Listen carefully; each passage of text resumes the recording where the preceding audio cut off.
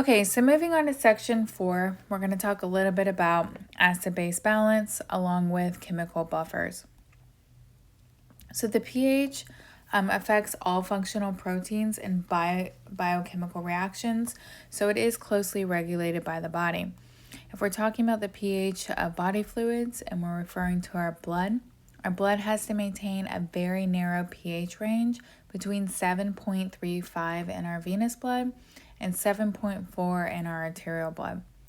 If we're talking about our intracellular fluid pH, that's around 7.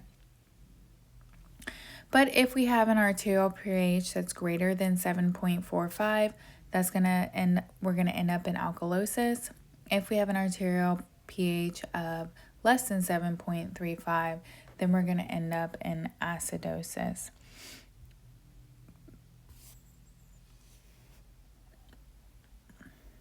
So we get small amounts of acidic substances that enter our body from the foods that we eat.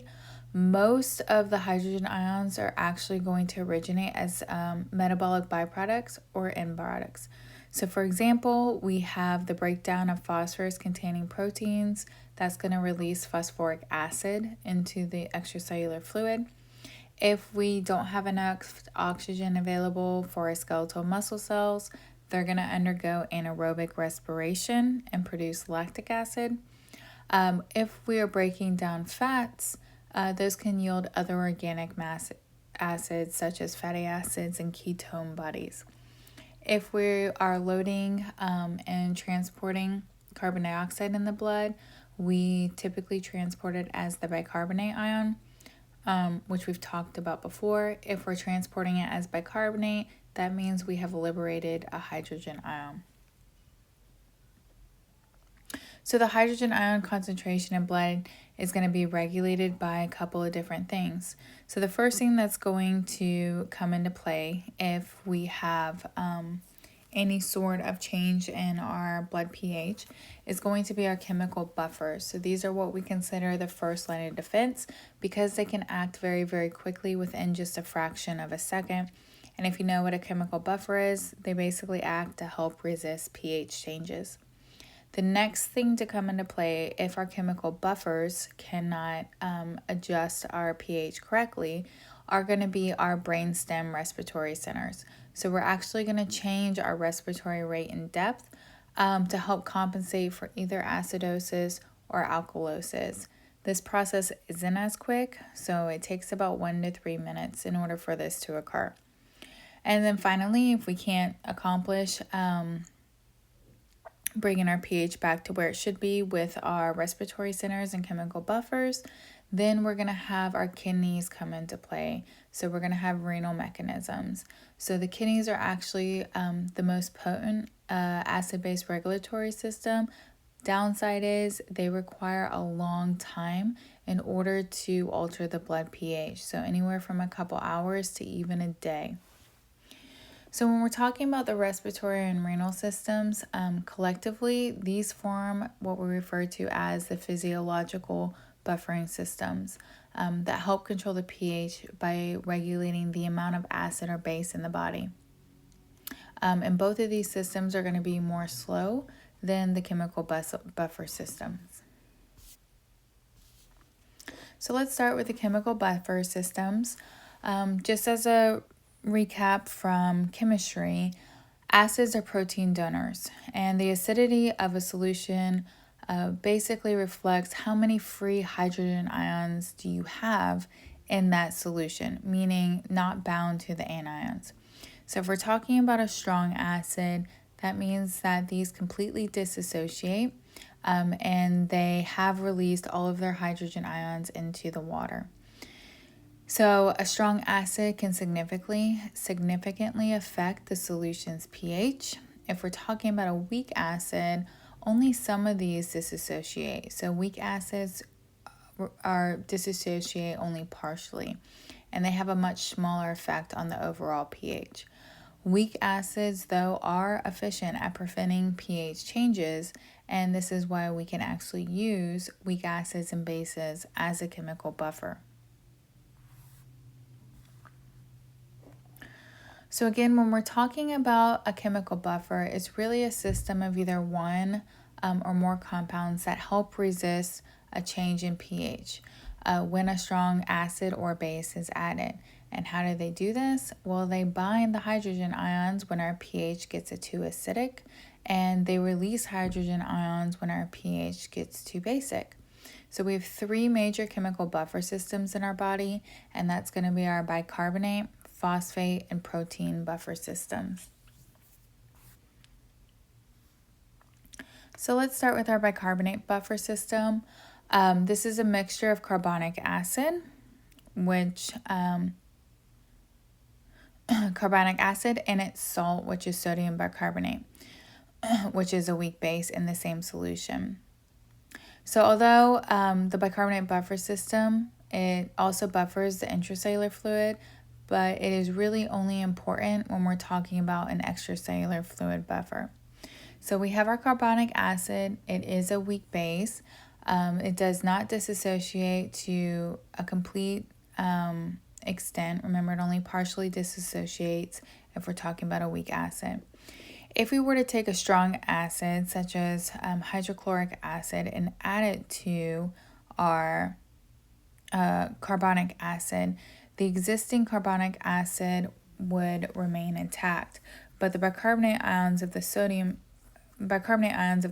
are going to act as weak bases and help tie up those hydrogen ions that had been released by our strong acid, hydrochloric acid. So we're going to end up forming more carbonic acid, and that's what's shown to you in that equation. So basically we've converted all of our carbonic acid into a weak acid. We've converted all of our hydrochloric acid into a weak acid, which is carbonic acid. So that our hydrochloric acid only decreases the pH of the solution only slightly. If we were to take and add a strong base, such as sodium hydroxide, to this same buffer system, we would form a weak base such as sodium bicarbonate that does not dissociate further. The added base is going to force the carbonic acid to dissociate, and we're going to end up donating more hydrogen ions to help tie up the extra hydroxides that are being released from the sodium hydroxide or the strong base.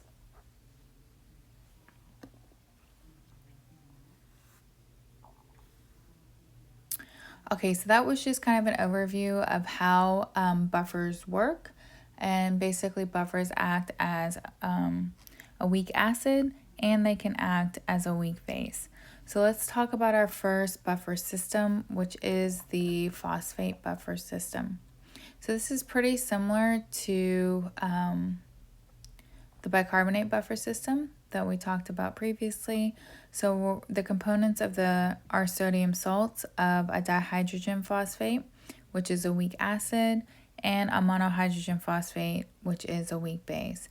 It's not really important in buffering the plasma, but it is most effective as a buffer when we're talking about urine or in the intracellular fluid, where the phosphate concentrations are actually high. And our third chemical buffer system is our protein buffer system. So we have proteins in plasma and in our body cells, and they can also act as buffers. And a lot of the proteins that we actually have do this. And so, for example, intracellular proteins, these are going to be where we have a lot of proteins and a lot of buffers. Protein molecules are amphoteric. Amphoteric means they can act as a weak acid or a weak base, which means that they are basically considered a buffer because of that. So when the pH rises, we can have an organic acid or a carboxyl group can release our hydrogen ion. When our pH falls and we become too acidic, we can have our amine group that can go in and bind to hydrogen. Hemoglobin functions also as an intracellular buffer. So I like this slide right here. You do not need to know the equations, like if we're talking about reactants for our examples above with the buffer systems and what products they produce or anything like that. pretty much this slide has everything I would like for you to know about each of our chemical buffer systems that we have in the body, where it's most important of, and what is it composed of.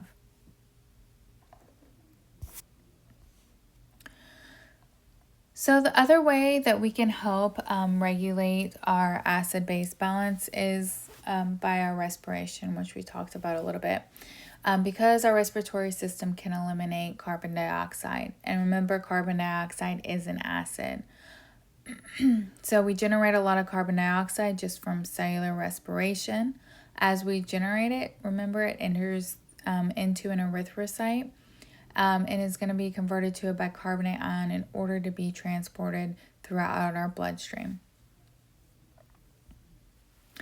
Downside to the respiratory regulation, like we mentioned before, it is a little bit slower than our chemical buffer systems, but it does have more buffering power. So we do have, so for example, during carbon dioxide unloading, we're going to shift this reaction to the left, where we're going to have hydrogen ions incorporated into water.